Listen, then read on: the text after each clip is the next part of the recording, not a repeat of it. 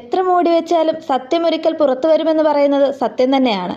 അടുത്ത കാലത്ത് വിദേശ രാജ്യങ്ങളിലടക്കം ഏറെ ചർച്ചയായ വിഷയമാണ് ഇന്ത്യ മാലദ്വീപ് നയതന്ത്ര ബന്ധം. ലോക ചതിയന്മാരായ ചൈനയെ കൂട്ടുപിടിച്ച് ഇന്ത്യൻ പ്രധാനമന്ത്രി നരേന്ദ്രമോദിക്കെതിരെ മാലദ്വീപ് മന്ത്രിമാർ നടത്തിയ പ്രസ്താവനയോടെ തുടങ്ങിയ പ്രശ്നം ഇപ്പോഴും കെട്ടടങ്ങിയിട്ടില്ല.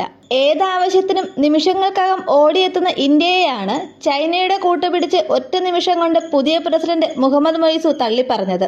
ഇന്ത്യൻ പ്രധാനമന്ത്രി അവഹേളിച്ച അന്ന് തുടങ്ങിയതാണ് മാലദ്വീപിന്റെ കഷ്ടകാലം. അത് തിരിച്ചറിയാൻ മൊയ്സുവിന് ദിവസങ്ങൾ വേണ്ടിവന്നു എന്നുള്ളതാണ് അത്ഭുതം. ചൈനയ്ക്കൊപ്പം നിന്നിട്ട് കാര്യമില്ലെന്ന് മനസ്സിലാക്കിയ മൊയ്സു ഇപ്പോൾ ഇന്ത്യയുടെ സഹായം അഭ്യർത്ഥിച്ച് രംഗത്തെത്തിയിരിക്കുകയാണ്.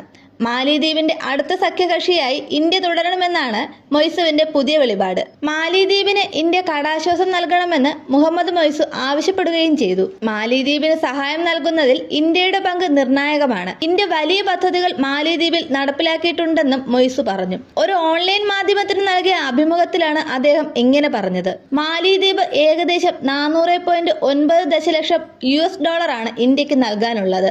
നയതന്ത്ര ബന്ധം വഷളായിട്ടും ഇന്ത്യ ഈ തുക ഇതുവരെ തിരിച്ച് ആവശ്യപ്പെട്ടിട്ടില്ല.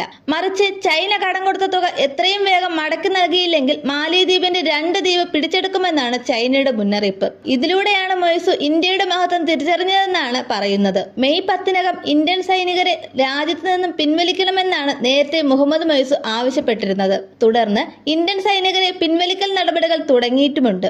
ഭാരിച്ച വായ്പകളാണ് ഇന്ത്യയിൽ നിന്ന് മാലദ്വീപ് സ്വീകരിച്ചിട്ടുള്ളതെന്നാണ് മുഹമ്മദ് മൊയ്സു പറയുന്നത്. മാലദ്വീപിന്റെ സാമ്പത്തിക ശേഷിക്കനുസരിച്ച് വായ്പ തിരിച്ചടയ്ക്കാനുള്ള അവസരം നൽകുന്നത് സംബന്ധിച്ച് ഇന്ത്യൻ സർക്കാരുമായി ചർച്ച നടത്തുന്നുമുണ്ട്. വായ്പകളുടെ തിരിച്ചടവിൽ ഇന്ത്യ നടപടികൾ സുഗമമാക്കുമെന്ന് പ്രത്യാശ പ്രകടിപ്പിക്കുകയും ചെയ്തുവെന്നും അദ്ദേഹം അഭിമുഖത്തിൽ പറയുന്നുണ്ട്. അതിനിടെ മുഹമ്മദ് മൊയ്സു ശാഠ്യം അവസാനിപ്പിച്ച് അയൽ രാജ്യങ്ങളുമായി ചർച്ച നടത്തുകയും സാമ്പത്തിക പ്രശ്നങ്ങൾ പരിഹരിക്കുകയും ചെയ്യണമെന്ന് മുൻ പ്രസിഡന്റ് ഇബ്രാഹിം മുഹമ്മദ് സോലിഹ് ആവശ്യപ്പെട്ടിട്ടുണ്ട്. കഴിഞ്ഞ സെപ്റ്റംബറിൽ നടന്ന പ്രസിഡന്റ് തിരഞ്ഞെടുപ്പിൽ സോലിഹിനെ പരാജയപ്പെടുത്തിയാണ് മൊയ്സു പ്രസിഡന്റായത്.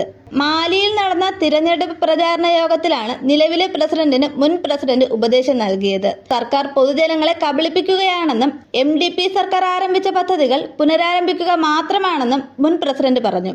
ആ നുണകൾ മറയ്ക്കാനാണ് മന്ത്രിമാർ ഇപ്പോൾ കള്ളം പറയുന്നതെന്നും അദ്ദേഹം പറഞ്ഞു. കഴിഞ്ഞ നവംബറിലാണ് മുഹമ്മദ് മൊയ്സു മാലദ്വീപ് പ്രസിഡന്റായി അധികാരമേറ്റത്. ഇതിനുശേഷം ഇന്ത്യയും മാലദ്വീപും തമ്മിലുള്ള നയതന്ത്ര ബന്ധം വഷളായിരുന്നു. ചൈനയോട് ആഭിമുഖ്യം പുലർത്താൻ ആഗ്രഹിക്കുന്ന മൊയ്സു മെയ് 10-നകം ദ്വീപിലുള്ള ഇന്ത്യൻ സേനാ വിന്യാസം പൂർണ്ണമായി പിൻവലിക്കണമെന്ന് ആവശ്യപ്പെട്ടിരുന്നു. 3 വ്യോമത്താവളങ്ങളിലായി 88 സൈനികരാണ് മാലദ്വീപിലുള്ളത്.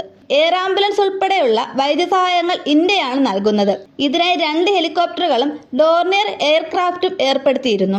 മാലദ്വീപ് മന്ത്രി ഇന്ത്യ വിരുദ്ധ പരാമർശങ്ങൾ നടത്തുകയും ചൈനയുമായി കൂടുതൽ അടുപ്പം കാണിക്കുകയും ചെയ്തതോടെയാണ് നയതന്ത്ര ബന്ധത്തിൽ വിള്ളൽ വീണത്. എന്നാൽ മാലദ്വീപിൽ പൊതു തെരഞ്ഞെടുപ്പ് വരാനിരിക്കുന്ന പശ്ചാത്തലത്തിലാണ് നിലപാട് മാറ്റവുമായി മൊയ്സു രംഗത്ത് വന്നത്. മാലദ്വീപുമായി ഏറ്റവും അടുത്ത മിത്രമായി ഇന്ത്യ തുടരുമെന്ന് മൊയ്സു പറഞ്ഞു. വലിയ തുക ഒരുമിച്ച് തിരിച്ചടയ്ക്കാൻ പ്രയാസമാണെന്നും തിരിച്ചടപ്പ് വ്യവസ്ഥകളിൽ മാറ്റം വരുത്തണമെന്നുമാണ് ആവശ്യം. നിലവിൽ ഇന്ത്യയുമായി സഹകരിച്ച് മുന്നോട്ടു പോകുന്ന പദ്ധതികൾ വേഗത്തിൽ പൂർത്തിയാക്കാനുള്ള നടപടികൾ സ്വീകരിക്കണമെന്നുമാണ് മൊയ്സു ആവശ്യപ്പെടുന്നത്.